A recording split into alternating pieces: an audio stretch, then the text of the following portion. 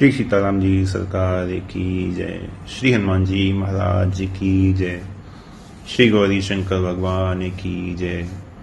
श्री अयोध्या धाम की जय। श्री सरयू महारानी जी की जय। सर्व संतन की जय, सर्व भक्तन की जय।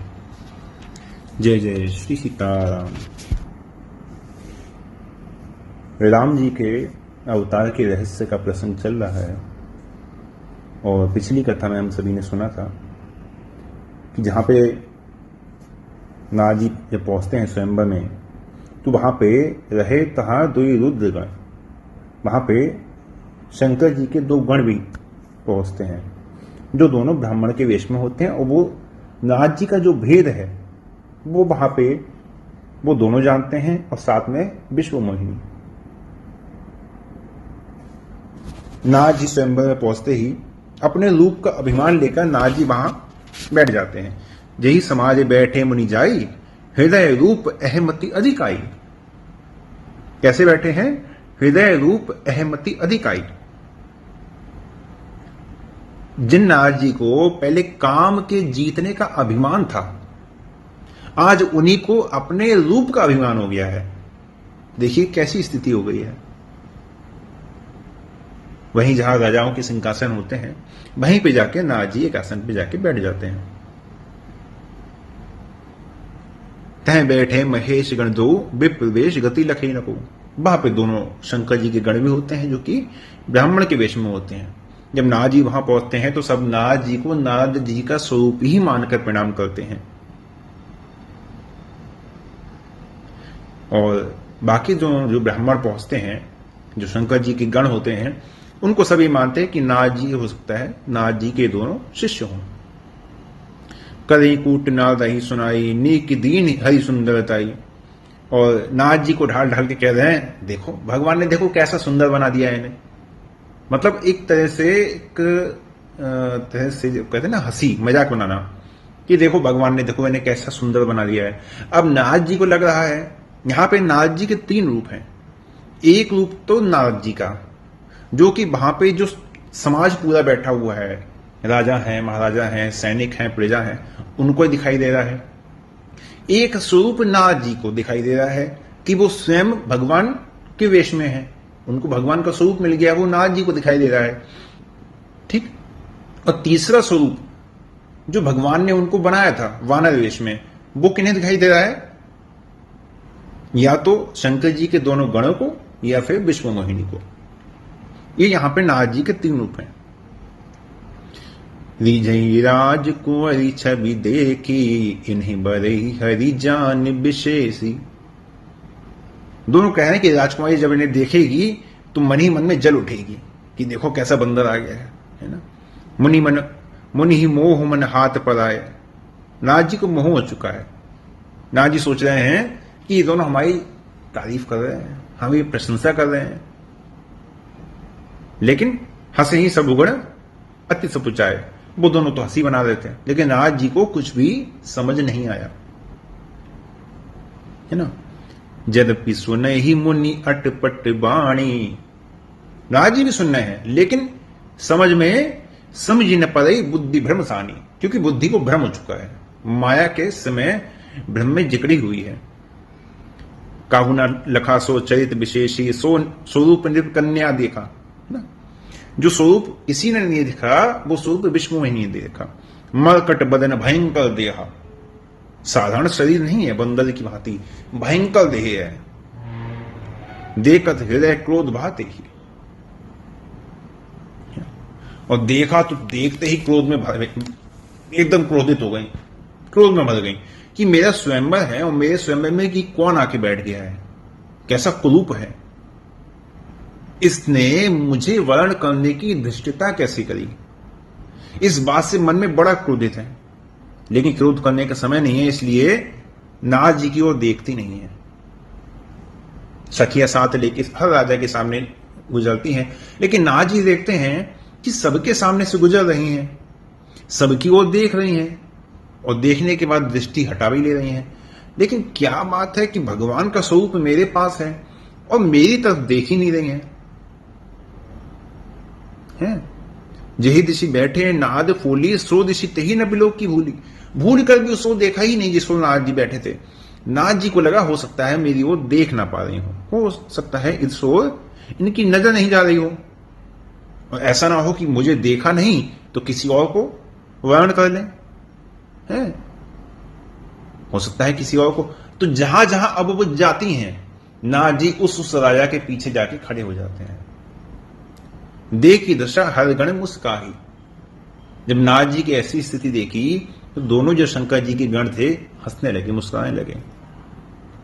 धरि नृपतन तह गये कृपाला, को हर की मेले जय माला। तुरंत वहां पे भगवान एक राजा के स्वरूप से प्रकट हुए। राजा के स्वरूप से आए हैं, ना कि भगवान के स्वरूप से, क्योंकि स्वयंवर में सभी राजाओं को आमंत्रित किया गया था। तो राजा के स्वरूप से भगवान आए और तुरंत ही विश्वमोही ने उनका वर्ण किया, और उसी समय दुल्हन ले गए लच्छिनी वासा। तुरंत भगवान वहां से विश्वमोहिनी को लेकर चले गए। नृप समाज सब भय निराशा, मुनि अति बिकल मोह मति नाठी, मणि गिणी गए छूटी जनु गांठी। नाथ जी बड़े व्याकुल हो गए। नाथ जी ऐसे व्याकुल हो गए जैसे किसी की मणि निकल के गिर गई हो। तब दोनों जो शंकर जी के गण थे नाथ जी के पास आए, बोले क्यों शादी करने आए हो, वो भी इस राजकुमारी से? कभी अपनी शकल देखी है तुमने? जाके पहले अपनी शकल तो देख लो। अच्छा, जब भी किसी को इस प्रकार से भ्रमित किया जाता है, मोहित किया जाता है, या ये कहें सम्मोहित किया जाता है, दूसरा स्वरूप उसे दिखाई दे, दूसरों को दूसरा स्वरूप दिखाई दे, तो उसकी एक शर्त होती है कि वो आईने में या जल में, दोनों में अपना स्वरूप न देखे। यदि अपना स्वरूप देखेगा तो उसे फिर अपना जो मूल स्वरूप है वो दिखाई देगा। ठीक, तो उन्होंने कहा कि जाके अपना पहले मुंह तो देख लो। उनका भाव ये था कि तुम्हारी शकल है, तुम्हारी शकल है जो तुम राजकुमारी तुमसे शादी करेगी। अस कही दो विभाग है भय भारी, इतना कह के दोनों भाग खड़े हुए। उन्हें लगा कि नारद जी ने यदि अपना स्वरूप देख लिया तो ये बड़े क्रोधित हो जाएंगे, और क्रोधित होकर ऐसा ना हो कि हमें श्राप दे दें। बेश बिलो के क्रोध अति बाड़ा, नारद जी ने जैसे ही अपना स्वरूप देखा बड़े क्रोधित हो गए। नहीं सरपी दी नहीं अति गाढ़ा, तुरंत तो दोनों को श्राप दे दिया। हो निशाचर जाए तुम कपटी पापी दो, और हंसे तुम ही सो लेहु फल, बहु हंसे मुनि को। जाओ तुम दोनों पापी राक्षस हो जाओ, और तुम दोनों ने मेरी हंसी उड़ाई, उसका तो फल तुम्हें मिलना ही था। पुण्य जल दीक रूप निज पावा, तदपि हृदय संतोष न आवा। जैसे ही उनको श्राप दे दिया, अब नारद जी ने जैसे ही दोबारा जल में देखा है तो नारद जी को उनका स्वरूप वापस मिल गया। लेकिन नारद जी का क्रोध शांत नहीं हुआ। फलकत अधर कोप मन माही, सपति चले कमलापति पाही। होठ क्रोध के कारण कांपने लगे। तुरंत नारद जी भगवान के पास के लिए चल दिए। नारद जी वहां से तुरंत ये सोचकर कि आज जो है मैंने इनसे कहा था कि मैं विवाह करना चाहता हूं, इनसे आज्ञा भी लेकर आया, इनसे मैंने प्रार्थना भी करी कि मुझे अपना स्वरूप दे दो, लेकिन सब कुछ कहने के बाद भी इनने मेरे साथ क्या किया, मुझे बंदर बना दिया। और जिससे मैं विवाह करना चाहता था उस ये जानते हुए कि नारद जी उससे विवाह करना चाहते हैं, ये स्वयं आए और विवाह करके फिर चले गए। तो देहु साप की मरिहौ जाई, जगत मोरी उपहास कराई। बीच ही पथ मिले धनु जारी, संग रमा सोई राजकुमारी। नाथ जी ने मन ही मन में ये प्रण कर लिया कि या तो श्राप दे दूंगा और नहीं तो जाके प्राण दे दूंगा। इन्होंने जगत में मेरी बहुत हंसी करवाई है। मार्ग में ही धनुजारी अर्थात असुरों के शत्रु, राक्षसों के शत्रु, मार्ग में ही भगवान मिल गए। नाथ जी के मन में आया कि कहा सुनी तो होगी, कहा सुनी करके श्राप दे दूंगा। और ये क्यों कहा कि देहूं श्राप की मर हो जाए। पहले नाथ जी ने सोचा कि कहा सुनी करके श्राप दे दूंगा, फिर नाथ जी के तुरंत स्मरण में आया कि श्राप को स्वीकार करना या नहीं करना ये तो भगवान के अधीन है। वो यदि स्वीकार कर लेंगे तो श्राप लग जाएगा, वो स्वीकार नहीं करेंगे तो नहीं लगेगा। तो दे हूं श्राप, अगर श्राप स्वीकार कर लेंगे तो श्राप दे दूंगा, और यदि उन्होंने मेरा श्राप स्वीकार नहीं किया तो मरी हो जाई, तो जाके मैं मर जाऊंगा, तो जाके मैं तुरंत अपना शरीर त्याग दूंगा। अब भगवान तो प्रभु कौतुकी प्रणित हितकारी, भगवान तो कौतुकी करने वाले हैं, भगवान की लीला के अनुसार सब होना ही है। भगवान ने देखा कि नारद जी हो सकता है भी यहां तक आते आते नारद जी का क्रोध शांत हो जाए, इसलिए भगवान रास्ते में मिल गए। और कौतुक क्या किया, एक जगह संगलमा सुई राजकुमारी, एक बीवी इधर एक बीवी इधर, दोनों पत्नियों के साथ साथ में, ये दिखाने के लिए कि देखो तुम्हारी तो एक भी नहीं होने थी, हमारी देखो दो हैं। और जैसे ही नारद जी सामने पड़े, बोले मधुर बचन सुर साई, मुनि कहे चले बिकल की नाई। अब नारद जी तो अपनी धुन में जा ही रहे थे, नारद जी अपनी धुन में जा ही रहे थे। बिकल की नाई कहने का भाव यह है कि नारद जी बहुत विकल थे। भाई आप मुनि हैं, विकल तो आपको नहीं होना चाहिए, इसलिए कह रहे हैं कि आप इस प्रकार व्याकुल होकर कहां चल दिए।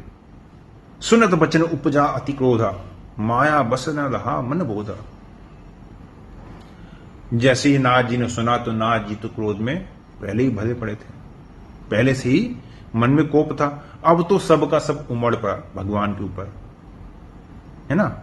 ज्ञान विराग न रहे मन माही, मन में ज्ञान वैराग कुछ नहीं रह गया, है ना। सुनि मुनि मोह होई मन ताके, जिसके मन में मोह हो जाता है, सुनि मुनि मोह होई मन ताके, ज्ञान वैराग हृदय नहीं जाके।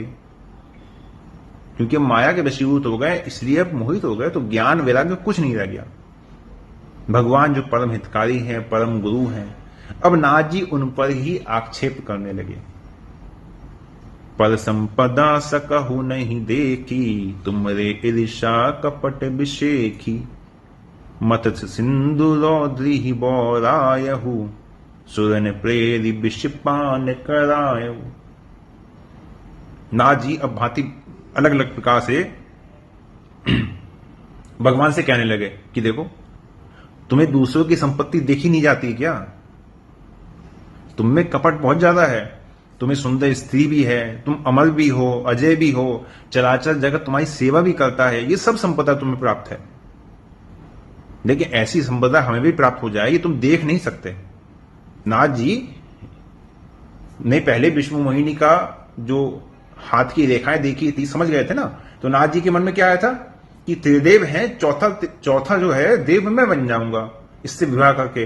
तो नारद जी ने वही कहा कि पर संपदा सकहु नहीं देखी, तुम दूसरे की संपत्ति देख नहीं सकते, और इसी कारण तुमने मेरे साथ कपट किया कि मैं भी तुम्हारे समान हो जाऊंगा, इसलिए तुमने मेरे साथ कपट किया, है ना। तुम्हारे ईर्षा कपट विशेषी। ऐसा नहीं है कि ये कपट देवताओं में नहीं है, देवताओं में भी है, लेकिन तुम्हें कुछ ज्यादा है। क्यों? तुम्हें शंकर भगवान से डर था कि ये मुझे अपने मन का नहीं करने देंगे, तो तुमने उन्हें विषपान करवा दिया। धरे प्राण नहीं गए तो क्या हुआ, रुद्र ही बोल आए, वो भी पागल हो गए। पागल क्यों हो गए? कि उन्होंने तुम्हारे कहने में विष पी लिया। ये सब तुम्हारी प्रेरणा से हुआ। असुर सुरा विष शंकर ही, आपुरमा मणिचार, स्वार्थ साधक कुटिल तुम, सदा कपट व्यवहार। असुरों के लिए तुमने शराब, है ना, शंकर जी के लिए विष, और अपने लिए लक्ष्मी जी और कौस्तुभ मणि। वाह, अरे तुमसे बड़ा अपने स्वार्थ को सिद्ध करने वाला और कुटिल कौन होगा? भाई पहला तो भय तुम्हें शंकर जी से था, दूसरा भय तुम्हें असुरों से था, तो असुरों को तुमने मधुरापान करवा दिया। दोनों पागल हो गए।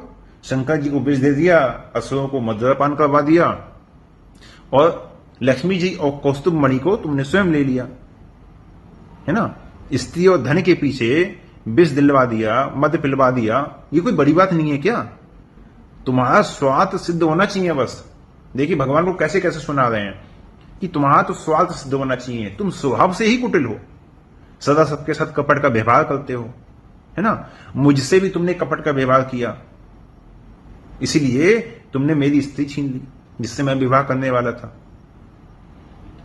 और ऐसे तुम क्यों हो?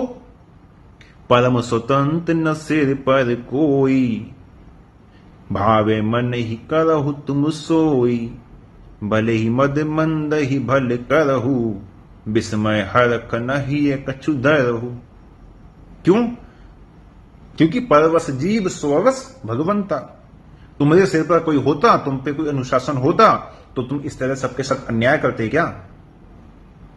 तुम्हें उचित अनुचित का अनिश्चित का जो है विचार करना पड़ता कि हाँ ये सही है गलत है, वो तुम करते नहीं हो। स्वतंत्र हो, जो अच्छा लगा जो उचित लगा वो किया, जो अच्छा नहीं लगा वो भी कर दिया। क्यों? क्योंकि तुम्हारे ऊपर तो कोई है नहीं। मैं तो तुम्हारा हर समय गुण गाता हूं, कीर्तन करता हूं। मेरे साथ क्या किया? मुझे बंदर बना दिया है। और जो राक्षसी वृत्ति वाले हैं जो मेरी दुर्दशा पे हंस रहे थे, है ना, उन्हें ब्राह्मण का शरीर दे दिया, उन्हें ब्राह्मण बना दिया।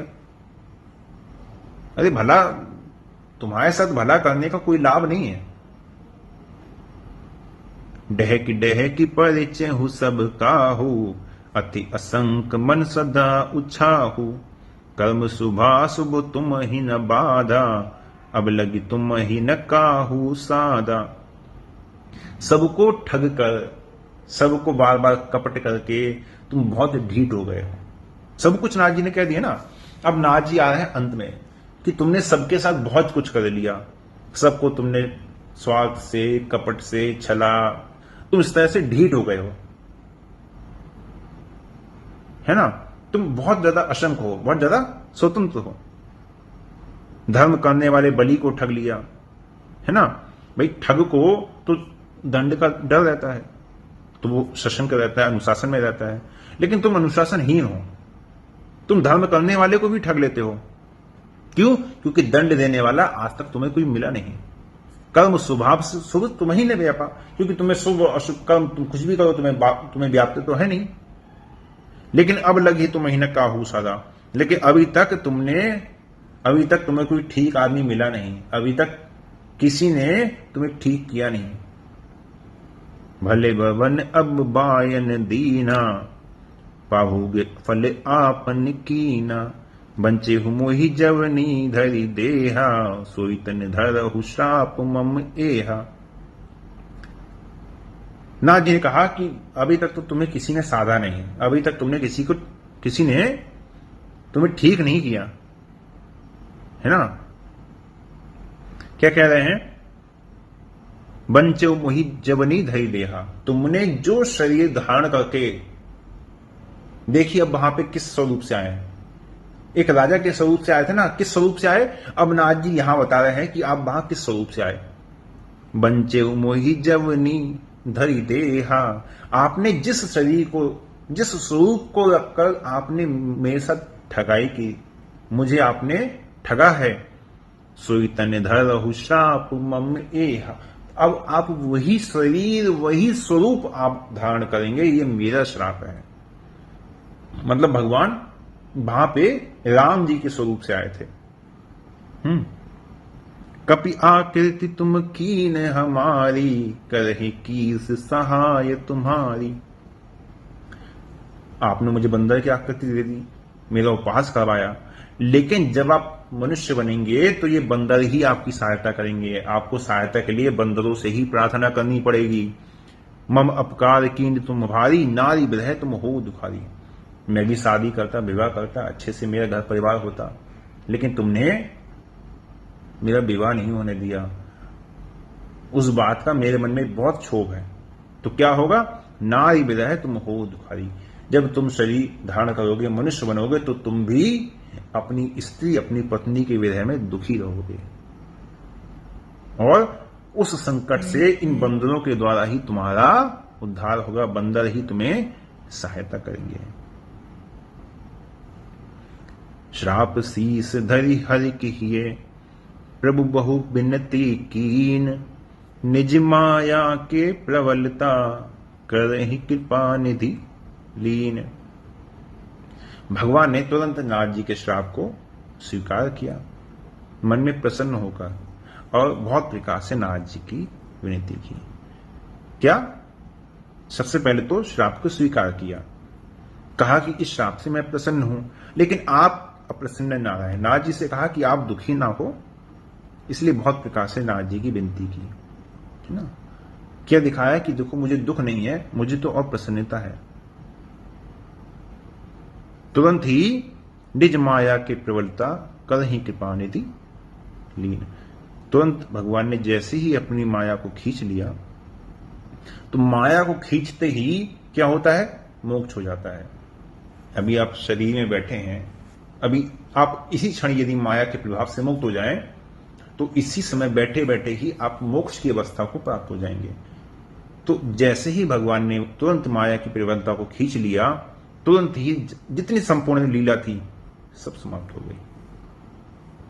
और जिस प्रकार से एक जो मोक्ष की अवस्था होती है, निर्लेप अवस्था होती है, उसी अवस्था को नारद जी प्राप्त हो गए। निष्कपट, निर्मल, कोमल, परम उदार, उस अवस्था को नारद जी प्राप्त हो गए। और जैसे ही नारद जी के मन से मोह गया, जब हरि माया दूरी निवारी, नहीं तह रमा न राजकुमारी, तब मुनि अति सभीत हरि चरणा, गहे पाहि प्रणतारति हरणा। आज के समाज में जो भी भगवान पे आक्षेप करते हैं, जो भी भगवान के लिए कुछ उल्टा बोलते हैं, नारद जी भी देखिए कह ही रहे हैं ना। क्यों कह रहे हैं? क्योंकि माया के द्वारा मोहित हो चुके हैं, माया के वशीभूत हैं, भ्रम में है। आज के समाज में भी देखते हैं कि लोग भिन्न भिन्न प्रकार से अलग अलग मतभेदों में कहीं ना कहीं भगवत स्वरूप का, भगवान की लीलाओं में भेद करते हैं, भगवान का एक प्रकार से अनादर करते हैं। तो वो सब माया के वशीभूत हैं, मोहित हो चुके हैं भगवान की माया के द्वारा। नारद जी के विषय में जैसे ही भगवान ने माया का जो प्रभाव था समाप्त कर दिया, जब हरि माया दूरी निवारी, तो वहां पे भगवती और राजकुमारी दोनों थे। लेकिन जैसे ही भगवान ने माया को समाप्त किया, तो कौन रह गया? नहीं तह रमा न राजकुमारी। वहां पर केवल एक भगवान रह गया, क्योंकि भगवान ही एकमात्र सत्य है। बाकी जो सब कुछ दिखता है सब माया है। को गोचर जह लगी मन जाई, सो सब माया जाने भाई। भगवान ही एकमात्र सत्य है, ये यहां पे संकेत दिया गया है। ठीक है, बोला ना। शब्दों पे ध्यान दीजिए। जब हरि माया दूरी निवारी, जब हरि माया दूरी निवारी, भगवान ने जैसे ही माया को हटा लिया, माया को हटाते ही क्या हो गया? नारद जी निर्मल अवस्था को प्राप्त हो गए, और रमा और राजकुमारी दोनों वहां से अदृश्य हो गई। ठीक है, दोनों एक प्रकार से भगवान के द्वारा ही उत्पन्न है। ठीक, तब मुनि अति सभीत हरि चरणा, गहे पाहि प्रणतारति हरणा। नारद जी बहुत अधिक व्याकुल हो गए, बहुत अधिक मन में भयभीत हो गए कि मैंने भगवान से क्या कह दिया, मैंने भगवान को क्या कह दिया, मैंने अपने प्रभु को क्या श्राप दे दिया। ये सोचकर नारद जी बहुत अधिक व्याकुल हो गए और तुरंत भगवान के चरण पकड़ लिए। हे प्रभु, मेरी रक्षा कीजिए। मृषा होई मम श्राप कृपाला। नारद जी ने कहा कि प्रभु, मैंने मोह में आके, अहंकार में आके, मैंने अपने विषाद में आके आपको श्राप दिया है, लेकिन प्रभु आप कृपा करें कि मेरा श्राप मिथ्या हो जाए। तो भगवान ने कहा, मम इच्छा कह दीन दयाला, कि ऐसा नहीं है, वो श्राप नहीं था, ये मेरी ही इच्छा से हुआ है, ये मेरा ही संकल्प था।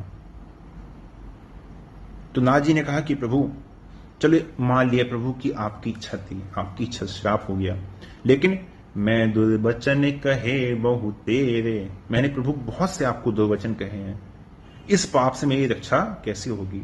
कह मुनि पाप मिटहि किन मेरे, इस पाप से प्रभु मेरी रक्षा कैसे होगी? तो भगवान इसका समाधान बताते हैं। भगवान के प्रति कोई अपराध बन जाता है, भक्त के प्रति कोई अपराध बन जाता है, तो भगवान क्या समाधान कह रहे हैं? जप हो जाए शंकर सतनामा। शंकर जी के यहां पे सत्य का अर्थ 100 भी हो सकता है। शंकर जी के सत्य का नाम, जो शंकर जी का वास्तविक नाम है, उसका जप करो। मानस जी में जो टीकाकार है उन्होंने यहाँ पे सत लिखा है, अर्थात 100, कि जाकर शंकर जी के सत्य नाम का जप करो, शंकर जी के 100 नाम का जप करो, हो ही हृदय तुरत विश्राम। ठीक है। कोई नहीं शिव समान प्रिय मोरे, असी परती तजहु जनि भोरे। शंकर जी के समान मुझे कोई भी प्रिय नहीं है, ऐसा भूल कर भी अपने मन में विश्वास को जाने मत देना। क्यों क्यों कहा शंकर जी का यहां पे नाम क्यों लिया? क्योंकि शंकर जी की बात का ही अनादर किया है, इसलिए ये सब लीला पूरी हुई है। ये शंकर जी की बात को शुरू में ही स्वीकार कर लेते तो ये सब प्रकरण होता ही नहीं। और जैसे मैंने कहा कि यहां पे जाकर शंकर जी के 100 नाम का जप करो, शंकर जी के सत्य नाम का जप करो, यहां पे 2 अर्थ निकलते हैं। आगे देखिए, जब नारद जी वहां से चले हैं, बहुबुद्धि मुन्ने ही प्रबोधि प्रभु, तब भय अंतर ध्यान। नारद जी को बहुत प्रकार से समझा वो जाकर, उनका मन शांत करके भगवान वहां से अंतर्धान हो गए। और सत्य लोक नारद चले, करत राम गुणगान। नारद जी के विषय में कहीं नहीं आया, कभी नहीं आया कि नारद जी ने राम जी का गुणगान किया हो। हमेशा नारायण नाम का ही उच्चारण किया है, या फिर कहीं पे भी कोई प्रसंग आया है तो मैं भगवान के नाम का कीर्तन किया, ये आया है। लेकिन यहां पे स्पष्ट कह दिया कि करत राम गुणगान। क्यों? क्योंकि इससे पहले ही भगवान ने कहा है कि शंकर जी के सतनाम जपो जाए, शंकर सतनामा। यहां पे सत्य का अर्थ मैंने कहा, यहां पे सत्य का अर्थ है सत्य। जो शंकर जी का जो सत्य नाम है, वास्तविक नाम है, उसका जप करो।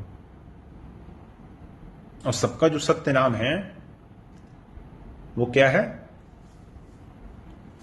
सबका जो सत्य नाम है वो एक है, राम।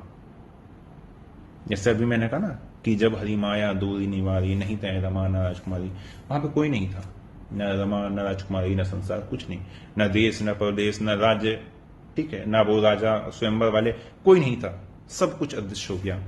तो केवल एक भगवान सत्य है, और भगवान का नाम सत्य है, राम नाम सत्य है। इसलिए कहा जाता है, कभी किसी अन्य नाम की बात नहीं कही गई है, राम नाम सत्य है। इसीलिए जपहु जाई शंकर सतनामा। जब शंकर जी के सत्य नाम को जपने की बात कही तो नारद जी सत्य लोक नारद चले, करत राम गुणगान। तब नारद जी ने जाके राम जी का गुणगान किया, और जाके जो उनके मन में जो पश्चाताप था, जो भी क्षोभ था, वो बाद में उनके मन से निकली। ठीक है। और ये भगवान के तीसरे अवतार का कारण। ठीक है। और आज के लिए यहीं विश्राम देते हैं। जय जय श्री सीताराम।